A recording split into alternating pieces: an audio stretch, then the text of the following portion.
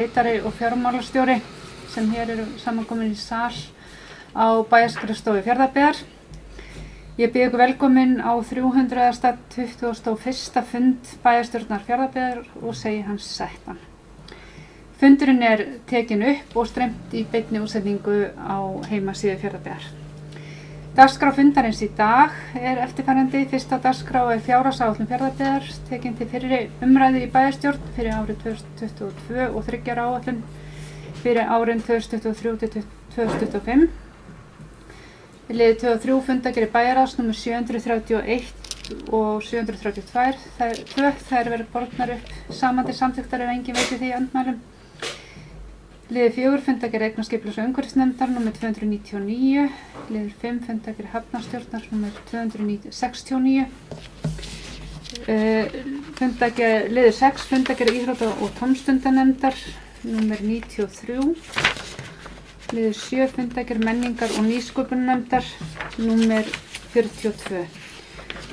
Undir almenn mál 2 eru liður 8 gjaldskrá fasteignagjalda 2022.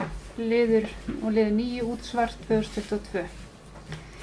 En þá göngum við til dagskrá og fyrsta dagskrá er fyrsti liður fjárhagsáætlun Fjarðabyggðar sem hér er tekin til fyrri umræðu í bæjarstjórn fyrir árið 2022 og 3 ára áætlun fyrir árin 2023 til 2025. Jón Björn Hákonarson bæjarstjóri mælir fyrir fjárhagsáætlun Fjarðabyggðar og stofnana. Gjörðu svo. Forseti og góðir bæjarfulltrúar. Eins og komið fram í kynningu þá hér til umræðu nú fyrri umræðu tillaga fjárhagsáætlun ársins 2022 og 3 ára áætlun fyrir árin 2023 og 2025 og hér lögð þannig fram til fyrri umræðu. Að venju samanstendur tillagan að tölulegri umfjöllun annars vegar A-hluta bæjarsjóðs og hins vegar á B-hluta ásamt greinargerð. Eins og með þekkja þá í A-hlutanum aðalsjóður og eignasjóður en í B-hluta veitur stofnanir hafnarsjóður, félagslegar íbúðir og sorpstöð. Þá eins og líkt á síðustu ár áætlun sett fram í sameinuð í eina fjárhagsáætlun fyrir komandi ár og svo næstu 3 ára. Og síðan náttúrulega ýmislegt ítarefni sem ég vil nota hér tækifærið og hrósa fyrir að sjá. Við erum alltaf að draga fram fleiri og fleiri tölulegar upplýsingar í myndrænum formi og það er vel.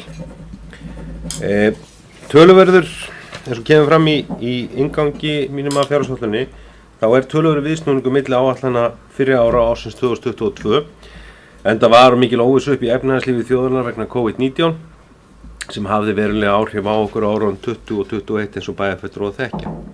Á sama tíma var tekin svo ákvörðun að bæjarstjórn Fjarðabyggðar að auka fjárfestingar, fjölga sumarstörfum til þess að spyrna á móti þessari áðurnefndri niðursveiflu og í takt við áætlanir og áskoranir ríkisvaldsins sem að stjórnvöld í sameiningu myndu takast á við þá óvissu sem uppi var. En tilkoma loðnuveiða núna á þessu ári veturinn 21 og síðan náttúrulega þessi aukni loðnukvóti sem núna nýbúið að gefa út á haustmánuðum 21, þá ljóst að tekjur okkar, þær jukust náttúrulega bæði á þessu ári og þær munu aukast bæði í bæjarsjóði og hafnarsjóði. Við gerum ráð fyrir að staðgreiðslutekjur vaxi 12% frá árinu 2021 og tekjur hafnarsjóðs 28%. Þrátt fyrir þessi aukning í loðnuveiðum fyllir samfélag allt bjartsýni þá það mat sveitarfélagsins að tekjuspá þessi eigi síðu varfæri. Við erum að hafa í huga að ræða töluvert mikla aukningu á magni sem á eftir að veiða og mun hafa líka jafnframt áhrif á verðlag þess. Við gerum nú líkt á síðustu ár að við nálgumst tekjuspá fjárhagsáætlun með mjög varfærnum hætti og ætlum ekki að breyta út frá því. En rétt að hafa í huga að okkar styrkur í þessum tengslum það að við erum annars stærsti hafnarsjóður landsins og stærsta löndunarhöfn landsins í uppsjávarafurðum eða stærsta fiskihöfn landsins innan okkar vébanda hér einnig. Það gerir það verkum að sveiflur í veiðum og verðum hafa mikil áhrif á fjárhag sveitarfélagsins, bæði til aukningar eins og nú, en getur líka haft áhrif til þess að við missum tekjur. Svona aðeins áður en ég held áfram að fara yfir þessar tölulegu staðreyndir sem í áætluninni eru, en það hefur náttúrulega og rétt að hafa í huga að það hefur orðið breyting á rekstri í B-hluta stofnunar Fjarðabyggðar.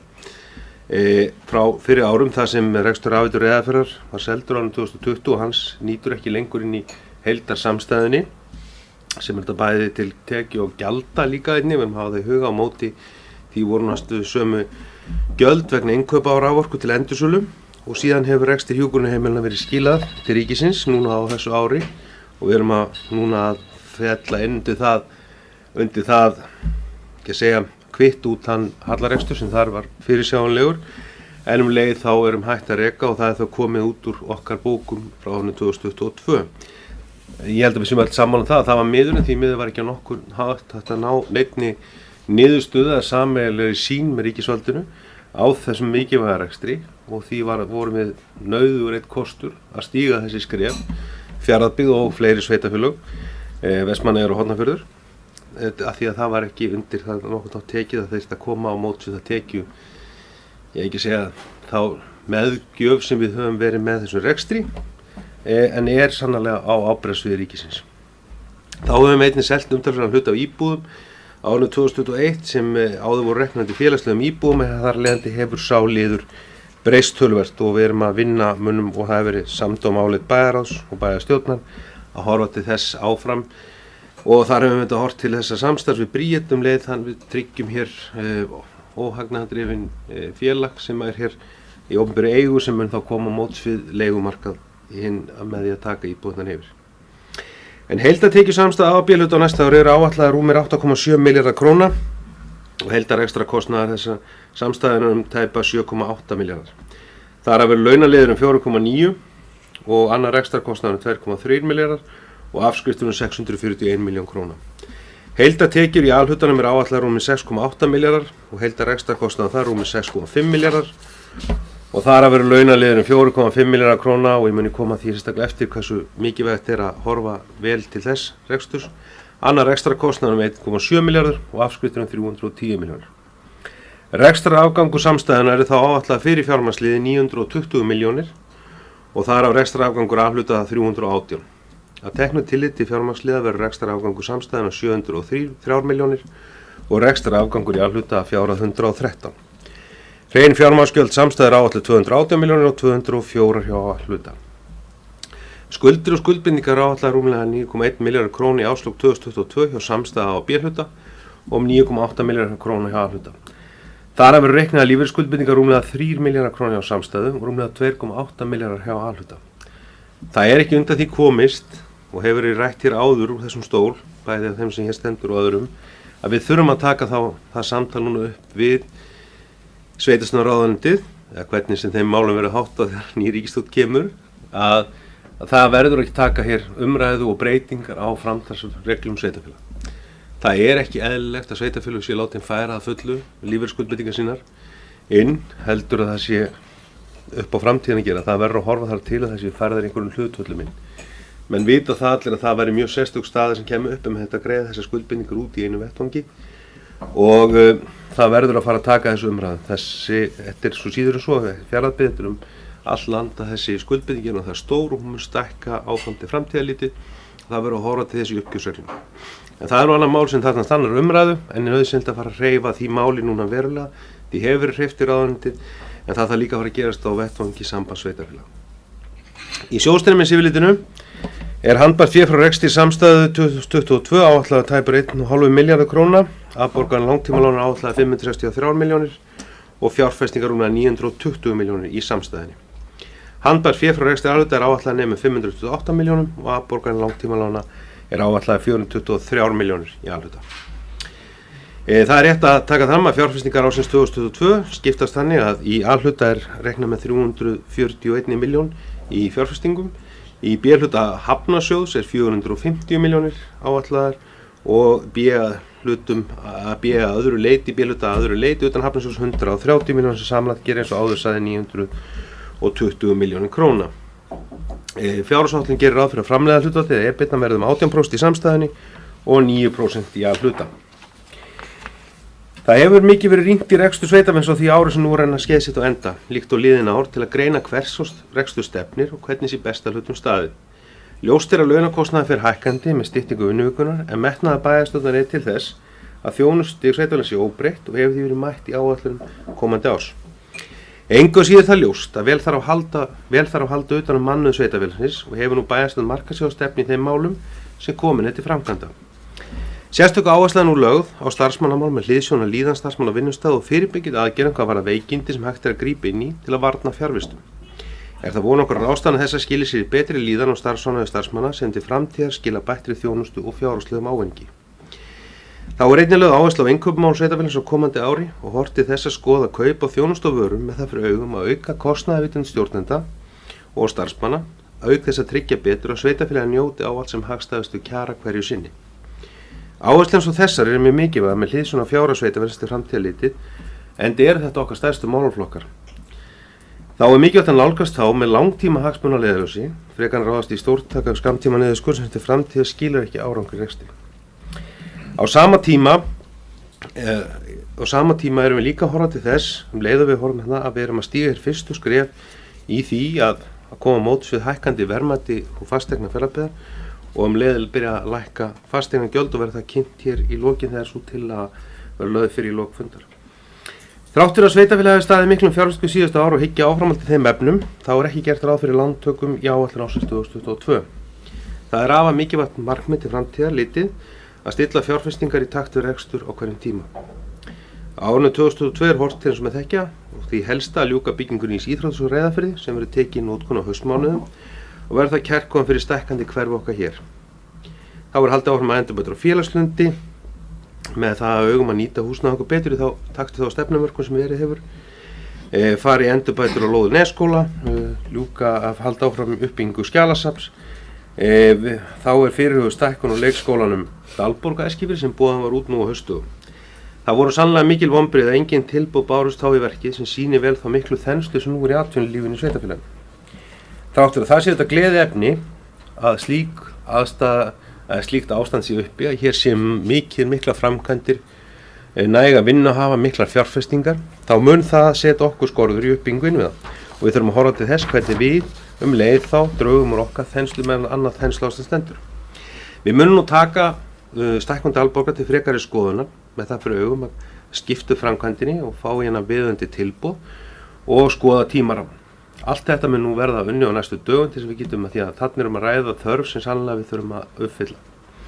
Þá er haldið áfram í lagfæringu gatna í sveitarfélaginu, sérstaklega á Breiðdal og lokið byggingunni á þjónustum á Fáskrúðsfirði og síðan verður aðalfjárfesting Hafnarsjóðs áfram eins og liðið ár í höfninu á Eskifirði, þar sem við stefnum að ljúka við bryggju sem stendur við fiskveiðiver og frystigeymslu Eskju sem er verulega mikil framkvæmd og mun kosta einhvern milljarð þegar hún er komin en verður nauðsynlegur þáttur í að byggja upp í kringum það glæsilega fiskveiðiver og það sem þar er komið og umsvif þess fyrirtækis.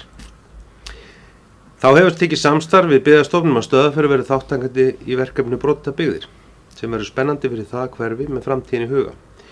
Ég veit það að bæjarstjórn mun standa þétt á bak við verkefni og við vonum að það muni skilja eftir sér sprota á Stöðvarfirði til að efla það samfélag enn frekar. Eins og verið hefur þá leggur fjárhagsáætlunin áfram áherslu á velferð fjölskyldufólks í Fjarðabyggð. Við gerð fjárhagsáætlunar 22 munu flesta gjaldskrár hækka í takt við verðlagsbreytingar 2,4%. Engu að síður fæðist gjaldskrár grunnskóla og leikskóla, gjaldskrár leik- og grunn- og tónlistarskóla stenst vel allan samanburð önnum sveitarfélögum. Horft til systkinaafsláttar, afslátt á kjör milli frístundaheimila og leikskóla og þetta er með því hagstæðara sem gerist í landinu. Þá eru skólamáltíðir orðnar gjaldfrjálsar frá með þessu hausti og með þessu verið að stíga fleiri skref í áttina að því áherslan sé á velferð fjölskyldufólks í Fjarðabyggð. Innleiðing Spretts sem við höfum einnig rætt hér áður sem er þverfagslegt teymi sérfræðinga komið vel á veg.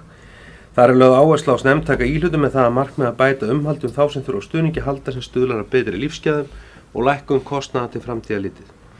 Með verkefninu nú samþætt starfsemi skólaþjónustu sem Fjarðabyggð tók við á árinu af skólaskrifstofu Austurlands, Heilbrigðisstofnun Austurlands, skólan í Fjarðabyggð og félagsþjónustu. Hér að ræða mikið framfaramál fyrir þverfaglega stoðþjónustu sem við getum afar stolt af og mun hafa áhrif til aukinna lífsgæða í framtíðinni og við getum nú þegar séð mælanlegan mun einnig í fjárhagslegu tilliti að þessari auknu og bættu þjónustu sem er mjög fróðlegt að skoða þegar að meiri og frekari reynsla verður komin á þeirra framtíðinni. Þá er náttúrulega líkt undanfarna ár metnaður til að gera betur í fegrun og umgengni í hverjum sveitarfélagsins. Við gerum áfram að halda slíkum verkefnum áfram. Við höfum að horfa sérstaklega til flokkunar og endurvinnslu, gerðum á þeim málaflokkum vegamiklar breytingar á þess ári, nauðsynlegt er að við höldum vel utan um það á næsta ári og komum því í enn betri horf. Ásamt því að við erum innleiða umhverfis- og loftslagsstefnu fyrir sveitarfélagið og er það framfara skref í ljósi þess að slík stefna mun verða til framtíðar litið krafa nýrra tíma.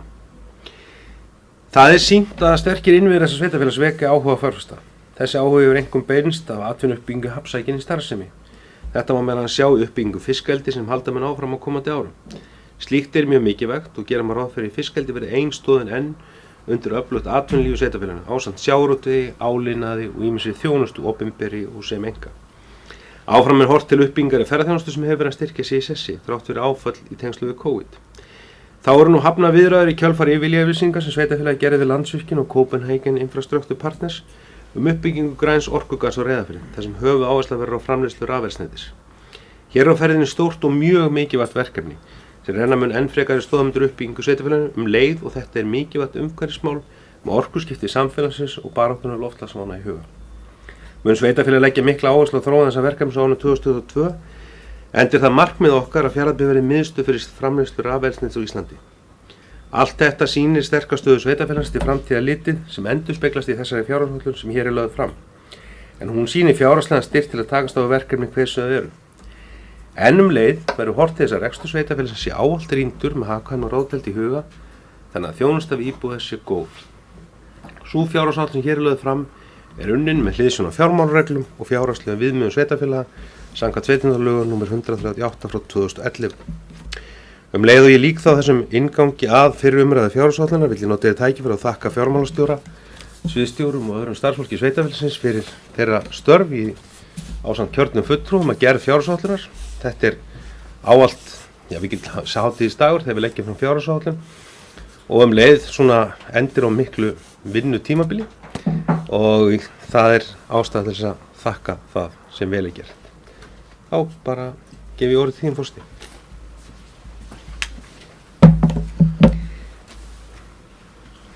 Takk fyrir það. Orðið laust fjárhagsáætlun Fjarðabyggðar og ég ætla að taka hérna aðeins til máls undir þeim leið.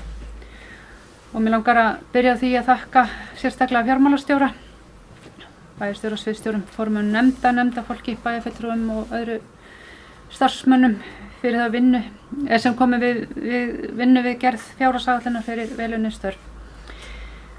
En núna, svo hér komið fram, liggur fyrir fjárhagsáætlun 2022 til 3 ára, hérna fram til fyrir umræðu og bæjarstjóri hefur farið vel yfir áætlunina. Við höfum síðustu ár verið að takast á við mjög sérstakar og fordómalausar aðstæður á tímum heimsfaraldurs, lánabrests og launahækkana sem felst meðal annars í leiðréttingum lægstu launa. Það gríðarlega jákvætt að Hafrannsóknastofnun hefur gefið út stórauknar aflaheimildir loðnuveiðar á næsta ári og jákvæð merki að næg atvinna sér áfram hér í Fjarðabyggð. Tekjur hafa þó verið varlega áætlaðar í þessari áætlun nú sem áður hefur verið. Lagt til að álagningar hlutfall fasteignaskatts á íbúðarhúsnæði lækki úr 0,5 í 0,48 og vatnsgjaldi lækki 10%, sem mjög gott til að jafna þau stökk sem verða á milli ára við hækkun fasteignamats. Í áætluninni felst jafnframt að haldið verið áfram í framkvæmdum hjá sveitarfélaginu eins og hér hefur komið fram og meðal annars mikil uppbygging í hafnarmannvirkjum hjá okkur og ný viðbygging í leikskólanum á Dalborg fer vonandi sem fyrst að fara af stað og tek undir það með bæjarstjóra gríðarleg vonbrigði að enginn bauð í það verk. Og bygging nýs íþróttahúss á Reyðarfirði verður þá á að ljúka núna á næsta ári. Á kjörtímabilinu hefur velferð og jöfnuður verið sérstakt leiðarljós í okkar vinnu og staðið hefur vörð hag fjölskyldufólks. Gjaldskrár leikskóla, frístundaheimila og tónlistarskóla standast vel samanburð við önnur sveitarfélög og eru með því hagstæðasta sem þekkist á landinu. Mikil áhersla hefur verið lögð á eflingu snemmtækara íhlutunar og þar hefur verkefni sprettur verið í lykilhlutverki. Skólamáltíðir í leik- og grunnskólum hafa verið gjaldfrjálsar núna frá haustinu 2021 sem gríðarlega jákvætt skref sem auk þess sparar barnafólki talsverðar upphæðir á hverju ári. Og núna í fyrsta skipti á árinu 2022 bætist við beinn íþrótta- og tómstundastyrkur til barna og ungmenna sem mjög jákvætt og verið mikið kallað eftir. Fjarðabyggð byggir á traustum grunni öflugs iðnaðar, fiskveiða og fiskvinnslu og þrátt fyrir þrönga fjárhagsstöðu meðal annars vegna sem hefur komið fram, loðnubrest og heimsfaraldurs, hafa þessi þættir gert Fjarðabyggð kleift að gera samfélagi sem lífvænlegast og stuðla á jöfnuði og velferð fyrir íbúa. Þá er Fjarðabyggð þátttakandi í verkefninu Brothættar byggðir fyrir Stöðvarfjörð sem án efa mun styrkja samfélagið þar. Fjarðabyggð sem önnur sveitarfélög glíma við margs konar áskoranir í rekstri og fjármögnun lögbundna verkefna sem fer sífellt fjölgandi vegna ákvarðana ríkisvaldsins og þar sem fjármagn hefur ekki fylgt með. Og það er sem við þurfum að þrýsta meira á. Í fjárhagsáætluninni er eins og hefur verið lögð áhersla á ábyrga fjármálastjórn þar sem gætt verður aðhalds í rekstri bæjarins og eins og fram hefur komið er varlega áætlað tekjur. Það er þó sannarlega tilefni til að horfa björtum augum fram á við, hvort sem það er varðandi atvinnu eða útvarðstekna bæjarsjóðs, sveitarfélaginu og íbúum öllum til hagsbóta. En orðið er laust fjárhagsáætlun Fjarðabyggðar. Ragnar Sigurðsson hefur beðið orðið gjörsvel.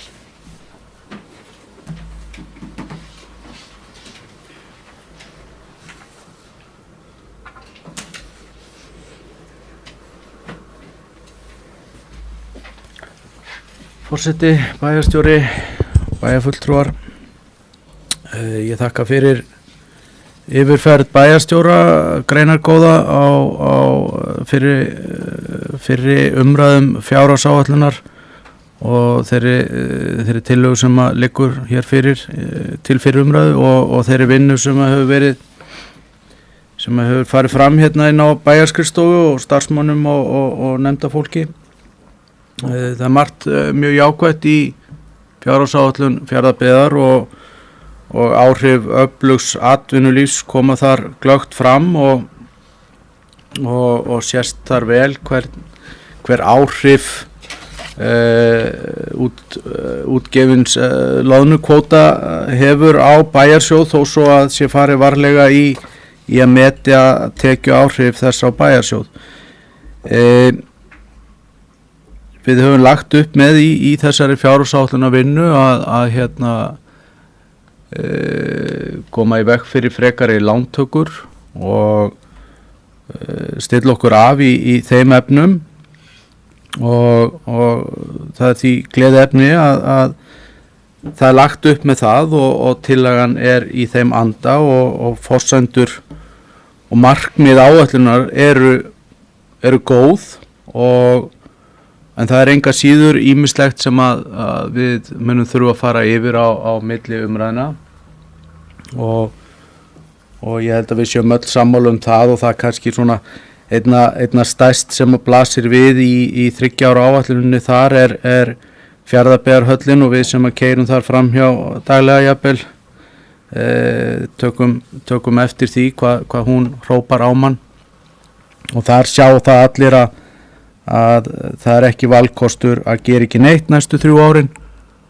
Við munum alltaf þurfa að koma til með að gera eitthvað þannig að við munum þurfa að horfa til þess í þessari áframhaldandi fjárhagsáætlunarvinnu og því að við þurfum auðvitað að horfa til þeirra verkefna sem að við sjáum til að verður farið í og við ætlum okkur að fara í og við verðum að finna þeim stað í fjárhagsáætluninni. Viðaukar í þessu samhengi er ekki valkostur þó svo að það sé ekki að fullu búið að kostnaðarmeta framkvæmdir heldur verðum við að setja þá tölu sem er næst því að vera raunhæft í þeim efnum frekar en að setja bara ekki neitt og koma með viðauka síðar og út á það gengur fjárhagsáætlunin.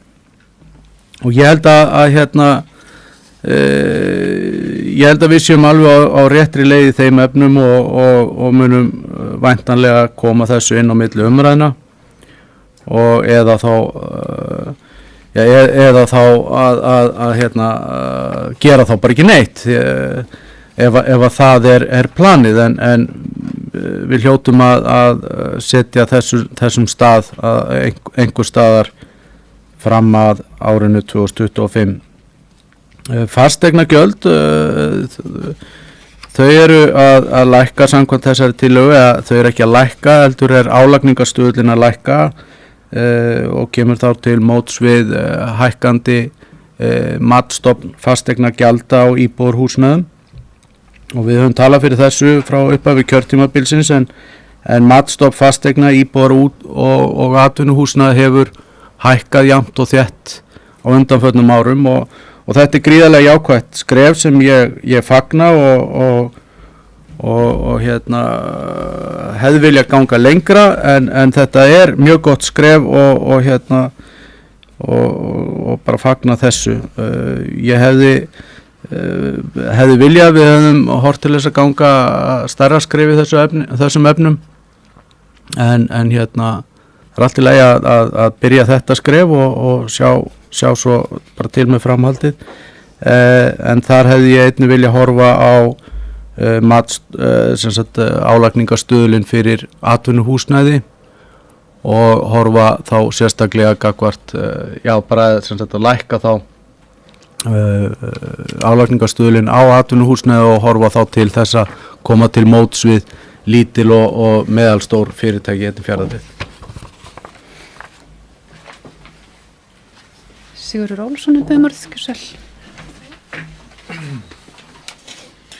Já, forseti, bæjarstjóri, ágætu bæjarfulltrúar, fjármálastjóri og aðrir tilhlýjendur. Mér langar að taka undir með fyrir ræðumönnum og þakka fyrir vel unnin störf í vinnslu þessarar fjárhagsáætlunar og gott samstarf í bæjarráði og í nefndum. Þetta náttúrulega mikil vinna að koma þessu saman, en þessi vinna hefur gengið vel og hún hefur verið málefnaleg og yfirveguð, og fyrir það ber að þakka. Þessi áætlun finnst mér bara frekar glæsileg. Við stefnum að koma út í plús á næsta ári. Það eru mjög mörg sveitarfélög sem að geta ekki leikið það eftir. Staðan ansi svört víða í rekstri sveitarfélaga, bæði eftir náttúrulega COVID-tímabilið, og svo bara margt sem flókið og þungt í rekstrinum. Við rekum flókið fjölkjarna sveitafélag, það sem mikil krafa þjónustu í hverjum byggðakjarna, sem að einfaldar ekki málin hjá okkur, og öll sveitafélög náttúrulega hafa verið að glíma við mjög öra hækkun launa, sumt af því auðvitað nauðsynlegt við að leiðrétta mjög slæm kjör margra stétta, en þetta þungt fyrir rekstur, og launavísitala að hækka alltaf langt umfram gjaldskrár hækkanir hjá okkur, en stór hluti af kostnaði í rekstri sveitarfélags launakostnaður sem að hækka langt umfram það. Þannig að það þyngir óhjákvæmilega rekstur sveitarfélaga almennt. En við getum staðið nokkuð keik, enda byggjum við á gífurlega öflugu atvinnulífi sem enn að eflast, og það mjög bjart framundan. Þannig að ég held að þetta sé jákvæð áætlun, og við erum eftir að nýta einhverja lausa enda milli umræðna eins og gengur, en ég held að við getum verið frekar ánægð með þetta svona heilt yfir. Takk fyrir. Bæjarstjóri Böðmorðið. Já, forseti góður bæjarfulltrúar, bara aðeins til þess að koma inn í mitt umræðuna Fjarðabyggðarhöllina örlítið. Það rétt hjá sem bæjarfulltrúar Ragnar kemur fram að það náttúrulega verkefni sem býður okkar, og við þetta sjáum svo vel það sem virðist vera galli í húðun, galli í húðun platana sem gerir það verkum að fara að sjá verulega á þeim, og eins og menn taka eftir sem keyra þar framhjá, og það hefur náttúrulega bæjarráð, þetta hefur verið umfjöllun hjá bæjarráði og eignarskipulags- og umhverfisnefnd nokkuð lengi. Við varum ákveðið að fara í fyrra í úttekt, fyrst á haldið að vera að ræða útleiðslu í stáli sem gerir þetta verkum. Það kom ljóst á þessi galli í húðunni. Það var verulega strembi fyrir mannvit að fá upplýsingar vegna þess að byggingaraðilar hallarinnar ekki lengur starfandi, skulum orða það þannig. en fengur svo endanum öll gögn frá framleiðenda og sem hefur leitt í ljós að við hefum viljað sjá að það einhvers konar misbrestur í útboði sem gerða verkum að burðarþol þarf að meta sérstaklega. Það búið að setja upp burðarþolsteikningar og nú verið að meta það hvernig þarf að koma að burðarþolinu frekar upp á hvaða efni við getum notað til þess að einangra höllina samhliða því að loka náttúrulega að komi veg fyrir að hún ryðgi bara reynt og beint og tærist upp. Það svolítið snúið í þenslunni núna, Mannvit líkt og aðrar verkfræðistofur í önnum kafinn og það mörg umsetin þannig að við eigum von á því að fá samt frekar úttektir núna vonandi síðar í þessum mánuði, nóvembermánuði, byrjun desember á úttekt á stálinu og þeim möguleikum það sem hvaða möguleikar eru þar til styrkinga eða aukins burðarþols viðbóta.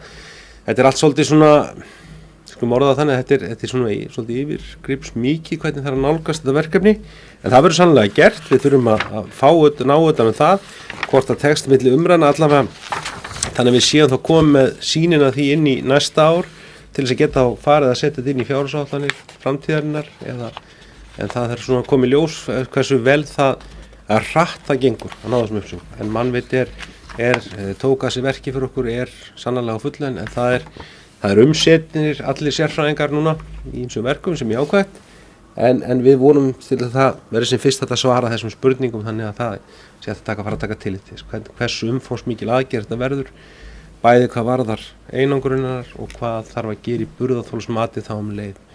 Þannig að þetta allt í gangi og vonandi verður komið sér fyrst þannig að hægt sé að horfa til þess. Takk fyrir.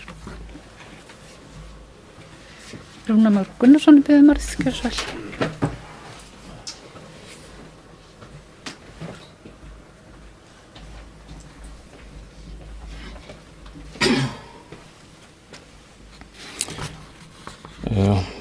Forseti, bæjarstjóri og félagar. Ég ætla nú ekki að fara að tala mikið það sem búið að tala ég tek bara undir það sem þau hafa verið að tala að þessi fjárhagsáætlun hefur við svona gengið þokkalega, ekki drifist rosa mikið en við erum samt ekki búin að ná öllu fram sem við hefðum viljað ná fram. En það sem ég ætlaði nú kannski að fara í gegnum hvað gerist þegar tekjurnar aukast? Förum við þá ekki bara svolítið að gleyma okkur og slaka okkur? Leyfa bara eyðslunni að fara fram? En það gengur ekki, við vorum að tala framkvæmdir áðan í höllinni og til þess að geta framkvæmt í höllinni þá þurfum við að spara. Og hvar eigum við að spara? Jú, við getum frestað lóðin í leikskólanum og Norðfirðinu sinni enn. Það hægt að spara hana. Það bara ekki það sem það gengur. Þar sem við þurfum að spara peninga, við þurfum að ná einhverju af þessum 3,5 milljarði sem fer í skólakerfið. Það 3,5 milljarður sem fer í skólakerfið. Það 1 milljarður sem fer í íþrótta- og tómstundamálin. Og þar eru sundlaugarnar og íþróttarhúsin langhæst. Félagsmálin að það hefur aukast kostnaður þar en það aðeins svona verið að kannski ná tökum á því núna. Þannig að þeir eru ná ekki milljarðinum. En þegar þessar tölur eru búnar, þá eiginlega ekkert eftir til að spara í. En þessi liðir voru viðkvæmir liðir því að liður ég tala að spara í þessum tekjum, þá kemur Jón Björn Yfirlaut og segir, já, þá bara fara að skera niður þjónustuna. En það hægt að spara án þess að skera niður þjónustuna. Þetta sama tuggan hjá honum hvað skipt og ég fer að tala þetta að þá skerum við niður og við erum í fjölkarna sveitarfélagi sem erfitt og eigum við bara að henda öllum út á Sauðárfjörð og Breiðdalsvík og eitthvað slíkt. Þetta bara ekkert svona Peningarnir liggja ekki þar. Þeir liggja í stóru skólunum og stóru stöðunum, ekki litlu stöðunum. Og þarna þurfum við að spara. Ef við ætlum að gera við íþróttarhúsið höllin á Reyðarfirði, þá þurfum við að ná þessum peningu þarna. Þeir komi ekki annars staðar. Ég hefði þetta viljað ganga lengra í því þegar tekjur aukast að lækka kostnað íbúðana í sveitarfélaginu. Reyna að gera sveitarfélagið svolítið ákjósanlegra að búa í því. Gera sveitarfélagið samkeppnishæfara í hérna til búsetu. Það er ódýrar að búa mörgum öðrum stöðum heldur en hér og við verðum einhvern veginn að reyna að keppa við það. Bara til þess að við tökum kynntikostnaðinn þá skemmir hann gríðarlega fyrir því að búa hér. Við erum auðvitað með hérna 0,50 í fasteignagjöldum og þegar að íbúðaverð hækkar svona mikið að þá verður þetta bara dýrara og dýrara fyrir fólkið. Alveg sama hvað fólk fái meira fyrir eigninu sína að það er ekkert að fara að selja hana sko. Það er bara að halda áfram að lifa. Þess vegna þurfum við að lækka þetta. Ég hefði viljað laga líka vass- og frárennslisverðin eða reikna þetta á annan hátt, sanngjarnari hátt. Og ég er búinn að fara í gegnum það áður og þá erum við að tala um að setja fastgjald fyrir 50% og stærðargjald fyrir hinn 50%. Vegna þess að greiða vatn hefur ekkert með íbúðaverð að gera. Mat á íbúð, þetta er raunin svolítið svona kjánalegt sko. Að menn skuli borga fyrir vatnið eftir hvað húsið er dýrt. Það er ekki hvað það er stórt eða hvað búa margir í því, heldur bara hversu dýrt er það. Þannig að þarf að breyta þessu og laga. Þetta er fyrir umræðan, en við sjáumst það fyrir seinni umræðinni. Takk. Takk fyrir þetta. Bæjarstjóri, beðum orðið.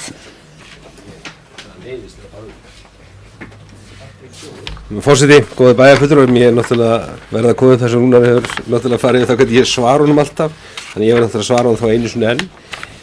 Það er nú endur ekki satt kannski öllu leiti að ég hérna fari alveg svona með, en það er náttúrulega rétt. Þegar maður ræðum stóran sparnað í frestkerfi, þá er þetta, þú veist, þá er þetta realið að spyrja, ok, hvernig ætlum við að nálgast það? Hvernig ætlum við að nálgast það sparnað? Hvar ætlum við að fá hann fram þannig að hann hafi ekki áhrif á þessar lögbundnu þjónustu sem okkur er ætlað að veita? Hvernig hefur hann þá ekki áhrif á að rýra lífsgæði fólks? Að við viljum svolítið halda þeim lífsgæðum hér, því það er sannlega mismunandi ástand.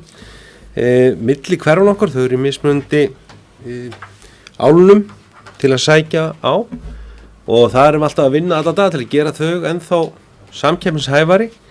Þannig að það er eðlilegt þegar ég spurji Rúnar að því og því að hann veit að það þýðir ekkert að segja mér að það er að gera þetta með einhverju quick fixi. Það er ekki tilnætt eins og ég sagði áðan í inngangum.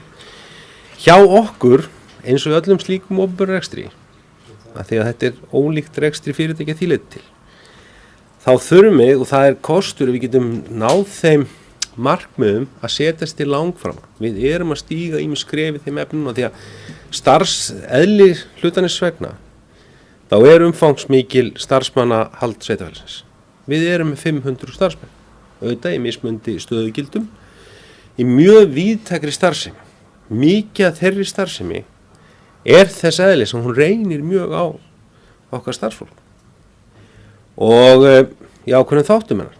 Þess vegna þurfum við að þarna er til þess, ef við horfum bara á laun, veikindalaun hjá sveitarfélögum, þar er heilmikil tækifæri til þess að gera betur, til þess að grípa inn í fyrr, aðstoða fólkið okkar. Þar náum við. Við þurfum líka að horfa á kaup á þjónustun okkar. Ekki að við séum fara meðan eitthvað út úr sveitarfélögum eitthvað við gerum, heldur að við séum bara að njóta bestu gera. Við höfum kostnaðarvitun. Og það er bara nauðsynlegur hlutur. Þetta er allt saman, þannig eru möguleika til þess að ná, eins og Rúnar segir, fyrir auknum fjárfestingum. En það þýðir að þú ekki að segja, þú veist, þetta er ekkert mál, við bara náum stórskóla. Það er mál. En það er eðlilegt hverju sinni að rýna hvernig við erum. Hvað var það samkeppnishæfni sveitarfélagsins? Þá hefur við held ég tekið með umræðaður. Samkeppnishæfni Fjarðabyggðar er í að mörgleiti mjög góð. Jú, menn hafa farið hér í hvað sem dýrt að búa hérna. Ég ætla samt að benda á einu sinni enn. Hér erum við með ódýrustu tónlistagjöld á landinu. Tónskólagjöld. Það hefur verið meðvituð ákvörðun margra bæjarstjórna til að gera fólki kleift að senda börnin sín í tónskóla, óháð efnahag, að því að við teljum að sé mikilvægt fyrir bara börn að eiga möguleika á því, hvað sem allt sé að vera tónlistamenn ekki þannig að sé ákveðið möguleiki. Við erum með leikskólagjöld sem eru mjög lág. Við erum með tengingu milli systkina, við erum með systkinaafslátt. Við tengjum afslátt á milli frístundaheimilina og leikskólans. Við erum komið með skólamáltíðir eru fríar. Allt þetta er liður í að gera þetta sveitarfélag gríðarlega samkeppnishæft. Það er nú stóra málið. Og til þess að draga til okkar enn fleira fólk og fleira fólk með fyrir fjölskyldur. Af því við getum sannlega og viljum taka móti fleira fólki. Við getum nýtt skólan, við höfum stór skólamark sem getur ekki að móti enn fleiri börnum í. Og það er allt saman skref. Við erum líka að stíga núna skref til að hækka afslætti á eldri borgara og svo öryrkja í samtíð fasteignagjöld til að mæta þessum hækkun. Men það er rétt að hafa í huga að hækkan í fasteignagjalda eru þetta ekki einsleit í Fjarðabyggð. Þau eru mismundi milli hverfa. Það mundi, þegar við tölum hækkunina, þá hún leggst hún misjafn á. Það er bara eðli þess, við erum með mörg hverfi, mismundi markað fasteigna og við erum að stíga eins og áður sagði fyrstu skrefin myndi því að lækka prósentinu á móti þeirri verðmætahækkun til þess að tóna hana niður. En það er gríðarlega jákvætt samt. Hvað sem öðru líður, að hér hefur verið hækkun í velflestum hverjum, því miður ekki alls það, við viljum það. Á verðmæti húsum. Því að það er ekki rosalega langt síðan Fjarðabyggð var í hináttina, eins og bara svo mörg landsbyggðir. Að verðmæti lækkaði á milli ára. Og það var ekki bara vont fyrir sveitarfélagið að missa skattstofn. Það var bara vont fyrir íbúa þess að sjá verðmæti eigna sinna rýrna. Þannig að það er nú rétt að huga, en ég til að samkeppnislega séð í þessum öfnum er Fjarðabyggð gríðarlega sterkt og við þurfum að vera duglegir að tala um það og við þurfum duglegir að koma því á framfæri. Það er aftur móti á svona gagnrýnin sem ég svona til að sé mér eðlileg og við þurfum að bæta okkur í til að benda það og við þurfum líka að sjá hér fleiri og meira húsnæðir í til að taka móti fólki. Hér er skortur og fólki til starfa. Mjög víða í mörg þættum störfum. Plús það að við eigum hér möguleika að flytja til okkar fólk sem getur hugsanlega bara unnið annars stað. Þannig að við þurfum það verður eitt af stóru verkefnum með vetur næsta vor, því við erum búin að úthluta gríðarlega miklu að lóðum, það er að koma á stað þessum markaði sem mest og best, þannig að hér geta átt sér stað frekar uppbygging. Það erum við rúna sammála. Í meginatriðum erum við sammála með margt, þó svo að hann telja að ég hafi svarað sér eitthvað fruntalega síðast á einhverjum bæjarstundum. Takk fyrir.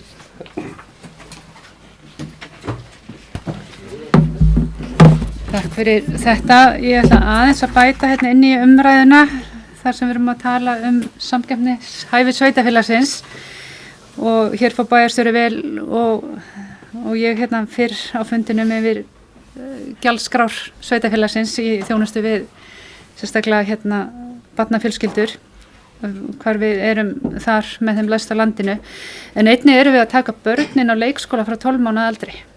Þetta er alveg gríðarlega góð þjónusta og er alls ekki önnur sveitarfélög mörg hver alls ekki komin á þann stað.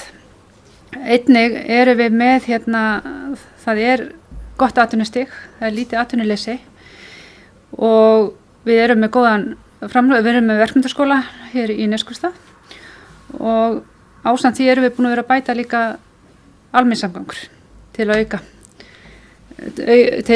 auka aðgengi íbúa að annarri þjónustu. En orðið er laust fjárhagsáætlun Fjarðabyggðar. Það hefur enginn beðið orðið og þá ber ég upp til samþykktar að vísa fjárhagsáætlun Fjarðabyggðar og stofnana 2022-2025 til síðari umræðu í bæjarstjórn. Þeir sem það samþykja. Það er samþykkt með 9 greiddum atkvæðum. Þá erum við komin í lið 2. Það er fundargerð bæjarráðs númer 731 og 732. Gjörðu svo. Já, beðum orðið. Já, forseti, bara örstutt, búið að þessi fundi ætla að snýrist að langmestu leyti fjárhagsáætlunina, þannig að við erum búin að ræða hana mjög ítarlega. Bara rétt að hnykkja á tveimur málum, annars verður Fjarðabyggðarhöllin, ástand hennar. Það var svona pínu sjokk að fá þessa skýrslu og sjá hvernig staðan er og heyra það hversu dýrt það er að kippa þessi liðin. Þetta er ekkert smá dæmi. Og eiginlega alveg súrrealist að þetta skuli vera svona og grautfúlt auðvitað, þetta er ekkert gamalt hús en það ekki við það ráðið og það þarf eitthvað að gera, þannig að við þurfum að leggja hausinn í bleyti með þetta og setja saman eitthvað plan sem fyrst hvernig á að takast á við þetta. Hins vegar varðandi Dalborg, það komu engin tilboð í verkið eins og komið þau fram, sem er auðvitað miður, en það náttúrulega eru ástæði fyrir því, það er vegna þess að verktakar hér á svæðinu eru að drukkna í vinnu og annarri uppbyggingu, þannig að þar á meðal á Eskifirði, þannig að það er bara eins og það er, en bara undirstrika að það verður leita allra leiða til þess að skoða hvað er það að gera til þess að koma þessu verki samt á stað og stuðla því að það verður klárað hratt og örugglega, því að það var ótvíðað niðurstaða okkar að það þarf að byggja við skólan. Fleira var það ekki. Ég þakka Sigur Olssoni formanni bæjarráðs fyrir yfirferðina. Bæjarstjóri hefur með orðið. Já, forseti, góði bæjarfulltrúar, kannski aðeins bara koma inn á lið 3 í fundargerð 731 sem er samningur skítadakerfi, bara til þess að til frekar útlistingar hér skítadakerfi sem aðgangsstýringakerfi sem við höfum verið með upp á skíðasvæði eða var komið upp á skíðasvæði, en við erum nú að taka og innleiða hjá okkur í öllum okkar stofnunum. Þetta er kerfi sem við vorum aðeins að þekkja á með kerfi sem hétt Kurron sem var nú svona, skulum orða þannig að það gekk ekki orðið mjög vel, rekstur þess kerfi sér undir það síðasta, en þannig við sögðum með þeim samningum að innleiða skítadata. Skítadata gerir okkur kleift að við getum framleitt okkar eigin aðgangskort, við erum ekki pantað það, við getum nýtt það og ætlum okkur að nýta það til bara sem fjarðabyggða kortið frá með áramótum, það mun ekki bara stýra út úr keypt áfyllinguna fyrir skíðasvæði, fyrir sundlóðarnar, líkamsræktirnar, það sem við þurfum aðgangsstýra. Við ætlum okkur líka að nýta það bara sem tæki til þess að mæla þegar að tímis útfærslur hefjast, þegar að næsta ári liðið í almenningssamgöngukerfinu, að þá ætlum við okkur að horfa til þessi einni, því að það eru símalausnir í skítadata líka, applausnir eða smáforritalausnir til þess að geta talið inn í bílana og hafa betri umsjón yfirsýn yfir það. Við erum nú að handtelja og reyndar svo það er svona sagt þessu tengt að nýting almenningssamgöngu hefur farið ótrúlega vel á stað. Biðst nú hér að forlót, það hefur aðeins lent í smá vandræðum þessa viku vegna lokunar Norðfjarðarganga, að því að stærstu rútuna megi ekki fara yfir Oddsskarð og þannig við höfum orðið að leysa þetta á minni bílum. Það hefur aðeins svona hnikað til, en vonandi verður þannig allt saman laust eftir samtölu við Vegagerðina í gærkvöld og í morgun og hilli nú ég að ljúki viðgerðum í Norðfjarðargöngum undir helgina, helgina og komandi. En þannig að skítadakerfi ég held að sé gríðarlega mikið kostur því við getum framleitt þetta sjálf, við getum brugðist við og við ætlum okkur að nýta þetta til svona frekari bæði uppsýninguöflunar upp á þjónustu okkar til að við vitum hvernig hún er henni seint og jafnframt að bara vera kort til þess að sem við getum notað. Já, aðeins bara hér til þess að bæti eins og Sigur kom inn á Fjarðabyggðarhöllin, ég sagði hér áðan í fyrri umræðu, hún er eitt af þeim vandamálum sem við stundum erum að fá úrskurð nú burðarþolið og út frá þeirri grind sem nú í höllinni sem við erum að fá, sem nægilega svo í dag, við erum að horfa út frá einangrunarmöguleikum, út frá það er líka verið að skoða bara eðli eða semst tegund stálsins, við getum sagt það, upp á ef þarf að auka burðarþoli, hvernig það verður gert og annað slíkt, þannig að það eru svona heilmiklar upplýsingar sem okkur vantar ennþá en verður núna í úttekt Mannvits unnin á næstu vikum, leiða þeir bara fá mannska bíða. Bara svo aðeins ég bara hér í lokin á fundagerð bæjarráðs númer 732, það var komið inn á ráðstöfnum sem við sátum í, eða fundi sem við sátum í Hollandi hér í síðustu viku, sá sem hér stendur ásamt verkefnastjóra Hafna, Birgit Rúnarsdóttir, við okkur að boðið til Hollands á vegum hollenska ríkisins í heilmiklar ráðstefnu og námstefnur sem stóðu síðustu viku í tengslum við framleiðslu vetnis væntanlega hér og grænna orkugjafa eða rafeldsneytis og grænna orkugjafa. Afskaplega fræðandi ráðstefnum, við varum oft setið ráðstefnum og það setja nú mismönd í mann, en þarna var unnið að miklum svona kappið upplýsa okkur þá stöðu sem fyrirsjáanleg á eftirspurnarhlið þessara afurða í framtíðinni.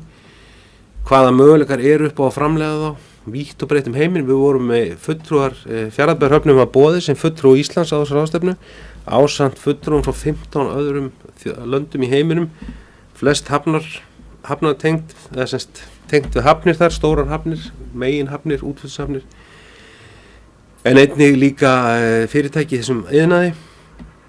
Í samhliða þessari ráðstefnu þá undirritum við jafnframt viljayfirlýsingu við Rotterdam Hub sem stærsta höfn Evrópu og svo stærsta í orkuinnflutningi samstarf milli Fjarðabyggðarhafnar og Rotterdam Hafnar sem afar, held ég, mikilvægur áfangi í þessari vegferðardri núna. Það er þetta að finna mikla þekkingu bæði á þessum afurðum þar Hollendingar hafa sett sér mjög skýra stefnu uppbyggingu græns orkuiðnaðar, innflutning græns orkuiðnaðar. Þannig að þetta göngum að mikilli þekkingu, mikilli reynslu og leið munum þá eiga samskipti hafnarstarfsemin okkar í víðum skilningi þó að við séum sannarlega litla systkinið í samanburði Rotterdam Hub sem þetta gríðarlega stórum mikil en aftur á móti afskaplega mikilvægt skref held ég. Og svo sem ráðstefnu öll og ég fekk einmitt áðan tölvupóst frá þeim sem hana skipulögðu þar sem menn voru að senda að þeir horfa til þess að slíkar stefnur verði haldnar árlega til þess að fylgjast eftir þá til að menn eru búin að sjá fram á að það verði hægt að anna eftirspurn eftir grænu vetni og afurðum byggðum á því. Það er slíkt sem við Ísland er náttúrulega í dauðafæri með að framlega. Það er áætlað að slík notkun verði 20 milljónir tonna á næstu árum og þó við náttúrulega munum aldrei geta það sem land framleitt það allt saman þá hefum við mikla möguleika, við þurfum að passa vel þá möguleika, við þurfum að sinna þessu verkefni vel, við höfum ýmsa burði hér en vonandi verður líkisvaldi líka í þeim efnum horfið til frekari orkuiðnaðar og fleira, orkuvinnslu sem er nauðsynlegt upp á framtíðina að gera. Þannig að það var ekki fleira bara forseti. Orðið er laust fundagerði bæjarráðs. Það er engin beðið orðið og þá ber ég fundagerði bæjarráðs númer 731 og 732 saman til samþykktar ef enginn veiti því andmælum, þeir sem það samþykkja gefa merki. Það er samþykkt með öllum greiddum atkvæðum. Næsta dagskrá er fundagerð eignarskipulags- og umhverfisnefndar númer 299. Orðið er laust fundagerð eignarskipulags- og umhverfisnefndar. Það hefur enginn beðið orðið og þá ber ég upp fundagerð eignarskipulags- og umhverfisnefndar númer 299 eftir samþykkt þeir sem það samþykkja gefa merki.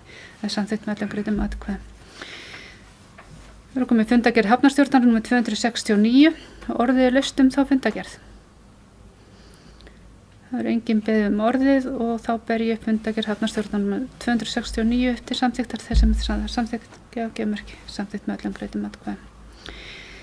Fundagerð íþrótta- og tómstundanefndar númer 93. Orðið er laust þá þessa fundagerð. Enginn hefur beðið orðið og þá ber ég upp fundagerð íþrótta- og tómstundanefndar númer 93 eftir samþykktar þeir sem það samþykkja og samþykkt með öllum greiddum atkvæðum. Fundagerð menningar- og nýsköpunarnefndar númer 42. Orðið er laust þá fundagerð.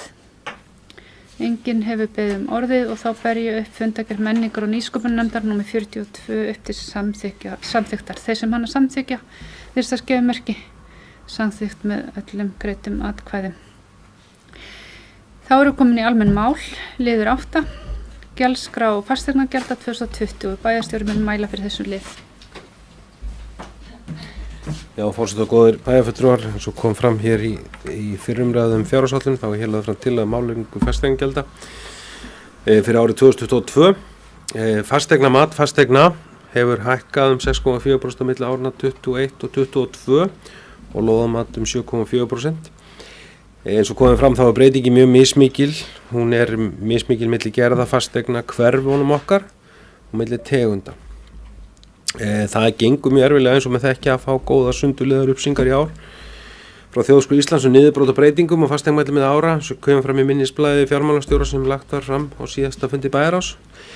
En þar má koma, eins og við hefur komið fram, þá er hækkunin mest á Norðfirði, síðan Reyðarfirði, en í einhverju tilvikum þá lækka líka eignir í fasteignamati á Eskifirði og Fossfirði og breytingin líklega til meiri hækkunar á sérbílum með minni og fjölbílum. Þannig að þetta er þessi flækju fótur svolítið sem stundum og eins líka þessu uppsýningu og vonandi sér nú fyrir því það hefur allavega verið viðraðar ýmsar hugmyndir í stjórnkerfinu frekari og bættari sín á fasteigna matskrá og það vonandi að það verið tekið til skoðun núna í ráðuneytinu fljótlega.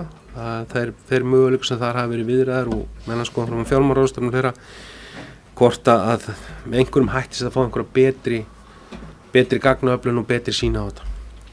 En hér í dag lögð til þríþætt breyting á álagningu fasteignagjalda eins og áður sagði áðan.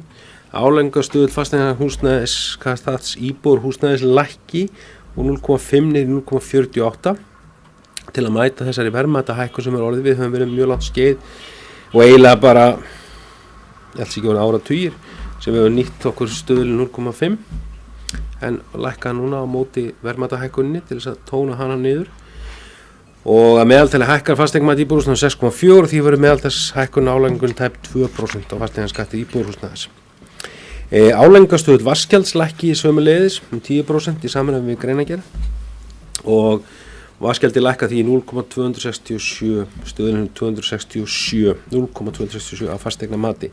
En svo hefur komið fram í umræðin þá hefur átt sér stað heilmikil umræðum breytingu á framsetningu vatnsgjalds og við höfum bundist það saman að ræða milli umræðina tillögugerð í þeim efnum fyrir komandi ár til þess að því að það þarf að vanda slíka breytingu og horfa til hvernig við innleiðum hana þá og gefa okkur það góðan tíma þannig að við munum ræða það en það er óbreytt fyrir þá komandi ár. Og síðan ef við ætlum að fjölga leggjum við til að gjaldum fasteignagjalda fjölgur 8 í 10 ár hvert. Það er febrúar til nóvember í stað 8 sem eru nú sem að þekkja sem er þá febrúar, september segi. Það er gert ráð fyrir þá jafnframt að afslátt til elli og örorkulífeyrisþega hækki almenna breytingu fasteignamats eða 6,2% og verði þannig 80.567 krónur. Tekjuviðmiðin hækki áætlaða breytingu launavísitölu eða 5,1%. Áætlað er afslátt til elli og örorkulífeyrisþega nemur 18 milljónum króna á árinu 2022 vegna þessa. Sorprenns og sorpeyðingagjöld hækkun 2,4 í samræmi við vænta breytingu neysluverðsvísitölu og þannig er hér megin atriðum lögð fram svo breyting sem hér er að ræða. Það er ekki fleira, Þorsteinn. Orðið er laust lið 8. Enginn hefur beðið orðið og þá ber ég upp til samþykkta gjaldskrá fasteignagjalda fyrir árið 2022 og reglur afslátt til eldri borgara og örorkulífeyrisþega 2022. Þeir sem það samþykkja gefa merki. Þetta er samþykkt með 9 greiddum atkvæðum. Þá eru komin lið 9, útsvar 2022, bæjarstjórinn mun mæla fyrir þessum lið. Já, forseti og góði bæjarfulltrúar sem þekkja þá hér tekið fyrir og samþykkt það er forsendur sem eru fyrir fjárhagsáætlun. Eitt af þeim er útsvarsprósentan. Við leggjum til að hún verið óbreytt líkt og liðin ár. Hún verið hámarksútsvar 14,52%. Tillagan er hér lögð fram í samræmi við 24. grein laga tekjustofna sveitarfélaga númer 4 frá 1995. Var ekki fleira. Orðið er laust lið 9. Enginn hefur beðið orðið og þá ber ég upp til samþykktar álagningar hlutfall útsvars að það verði hámarksútsvar, það er 14,52% af útsvarsstofni í Fjarðabyggð 2022. Þeir sem það samþykkja gefa merki. Það er samþykkt með 9 greiddum atkvæðum. Þá er dagskrá fundarins tæmd og næstu verður boðið til bæjarstjórnarfundar sem verður þann 18. nóvember næstkomandi og þá verður áætluð seinni umræða fjárhagsáætlun og ég þakka fyrir fundarsetuna og segi fundi slitið.